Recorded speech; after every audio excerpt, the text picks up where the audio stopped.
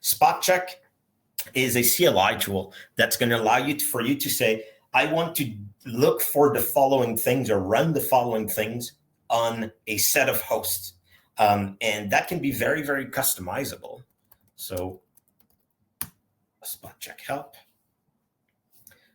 So here's all the things that you can do with the spot check. So there's basic filters around the platform, filters around tags. So I can say, like with this tag or that tag. And then I can look for things like, here's files. I want to look for specific files, specific file patterns, hashes within specific directories, registry keys, also Yara. So I want to run a Yara signature against the whole system, everything, right? Memory or files, but I can also go and say, I want to run it against specific files, against specific processes, run things. So what does that look like? What I will do is I'll do a very simple example. I'm going to say, I'm going to not specify anything. So all hosts, in this case, we only have one. And I'm going to say run OS version. So that's a very, very basic functionality. So what the CLI is going to do is now it's going to talk to the LimaCharlie cloud. It's going to list all the sensors. It's a little bit slower because I'm on a Chromebook and streaming at the same time. So bear with me. And then it'll list all the sensors that match what you're trying to do. And then it's going to start looking for the things that you're looking for on those systems. And it's really designed to go at a really large scale. So it gives you a very streamlined output, but that's still kind of human readable.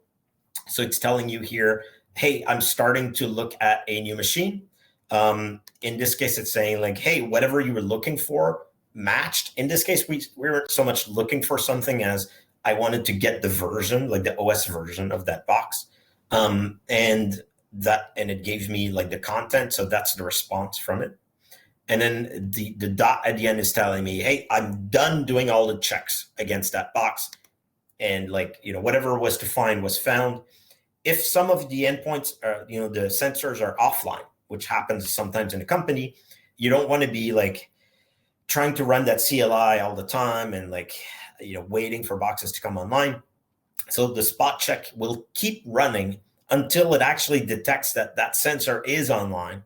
And when it is, then it's going to go and do the check. And then once it's done, all the sensors, it'll kind of close off.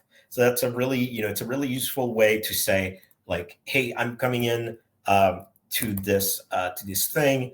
I maybe, let's say like a file pattern. Sure. So let's use a file pattern, which takes 3 arguments. So it's the directory, the file pattern type, and then the depth. So I could say, come here, I want to look for a file pattern, and the directory, C Windows System 32, and then I want to give a pattern of RPHCP star, which turns out is our executable, and a recursive depth of 2.